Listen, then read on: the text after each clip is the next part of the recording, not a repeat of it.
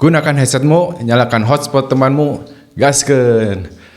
Baik, Bobotoh, bertemu lagi dengan saya. Di video kali ini kita akan membahas jalannya pertandingan Persib melawan Bayangkara ya di pekan ke-14 nanti yang dipastikan akan dilaksanakan di GBLA. Bayangkara merupakan tim yang dengan pertahanan terkuat hingga pekan ini. Jadi Bayangkara itu pertahanannya paling bagus di liga sampai saat ini ya. Nanti kita bahas, dan pertandingan nanti bisa menjadi bahan Persib untuk tetap menempel atau berada di papan atas jika memenangkan pertandingan. Jadi 3 besar tetap harus diamankan oleh Persib, apalagi tinggal beberapa pertandingan ya untuk menutup putaran pertama. Jadi hal itu harus bisa dimanfaatkan dengan baik oleh Persib. Ya kita punya bekal bagus ya waktu kita lawan Borneo. Borneo salah satu tim yang pertahanannya paling bagus. Tapi ketika berhadapan dengan Persib 3 gol langsung dibobol oleh Persib. Nah, bukan tidak mungkin ya ketika melawan Bayangkara, pertahanan Bayangkara juga bisa dibobol oleh Persib nanti. Ya, kita bahas ya kenapa Bayangkara itu tim yang pertahanannya paling bagus. Kalau saya melihat cuplikan atau beberapa pertandingan Bayangkara itu secara unit bagus sekali dalam organisasi pertahanan, unit belakang ya terutama ya, karena unit itu ada belakang, tengah, depan. Unit, grup atau lini itu sama aja ya, lini depan, lini belakang, lini tengah. Nah, lini belakang Bayangkara ini merupakan salah satu lini terbaik dalam hal pertahanan. Jadi secara pertahanan 4 pemain belakang, 6 atau 5, mereka itu bertahanan dengan organisasi yang sangat baik. Tapi bisa sebetulnya dibobol ya. Bayangkara itu udah 10 kali kebobolan gitu, nggak tahu 9. Dan beberapa kali gol yang terjadi itu karena salah satu penyebab dari individu pemain di belakang. Secara unit, secara kelompok di pertahanannya tuh bagus. 4 pemain belakangnya bagus. Secara kelompok 4 pemain belakang atau unit belakang bagus. Tapi salah satu kadang melakukan human error, kesalahan atau blunder ya. Nah, di hal-hal seperti itu bisa dimanfaatkan oleh Persib. Persib tentunya masih tetap memiliki dengan gaya bermain yang defend to counter.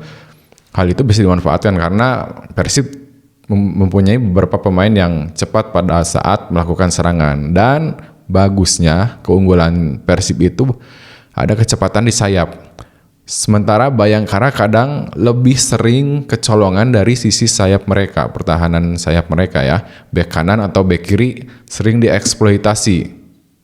Kalau dari tengah memang cukup sulit untuk membongkar pertahanan Bayangkara, tapi melalui sisi sayap banyak peluang-peluang terjadi dari lawan Bayangkara dan bahkan gol-gol terjadi dari arah sayap. Jadi kemampuan crossing Beckham, Sadil, Baros bisa dimanfaatkan dengan baik nantinya pada saat melawan Bayangkara.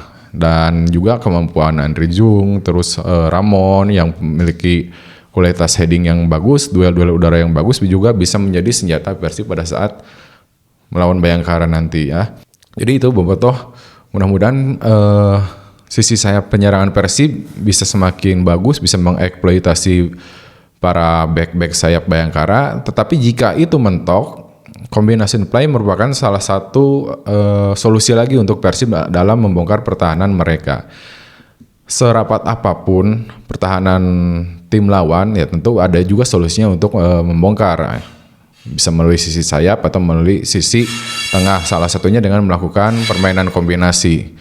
Ya, permainan kombinasi itu nantinya bisa dilakukan oleh beberapa pemain dengan one to touch atau melakukan soloran juga, itu salah satu upaya untuk membongkar pertahanan dari lawan yang compact defense. Compact defense-nya bagus, ya udah bongkar destroyer ya, dengan tipe-tipe pemain destroyer bisa melakukan hal seperti itu nantinya. Di Persib sendiri kita berharap ya pertahanan Persib tetap menjadi pertahanan yang tetap kuat juga karena Persib juga merupakan salah satu pertahanan terbaik dengan Borneo salah satunya lagi. Jadi 3 pertahanan terbaik itu ada di Bayangkara, Borneo, dan Persib. Harus diwaspadai karena Bayangkara juga memiliki pemain-pemain cepat. Persib transisi harus tetap menjadi perhatian yang cukup dari para pemain dan pelatih. Transisi Persib sekarang udah lebih bagus dari menyerang ke bertahan. Jadi ketika hilang bola, gagal menyerang, transisi para pemain Persib tidak terlambat. Yaitu salah satu evaluasi pada saat melawan Persijap dan Persita. Pada saat Persib kalah, harus kita akui transisi Persib dari menyerang ke bertahan cukup lambat ya. Dan sekarang sudah mulai tertutupi. Dan mudah-mudahan di pertandingan nanti Persib bisa tetap menjaga transisi itu semakin baik, bahkan meningkatkan untuk menjadi lebih baik lagi. Ya kita berharap nanti di pertandingan nanti Bayangkara juga bisa bermain terbuka sehingga Persib bisa bermain lebih atraktif ya. Persib ketika bermain melawan tim yang terbuka tentunya bisa menjadi tim bisa menampilkan permainan yang sangat baik, sangat menghibur sekali. Jadi apa syaratnya agar Bayangkara bisa bermain terbuka? Tentu Persib harus mencetak gol lebih dulu. Kalau Persib kebobolan lebih dulu, Bayangkara melakukan defense itu akan sangat menyulitkan Persib di pertandingan melawan Bayangkara nanti.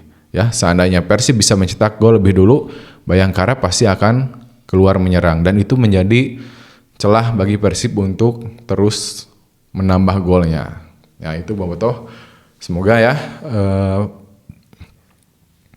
Persib bisa memenangkan pertandingan dan mengamankan 3 poin di GBLA nanti.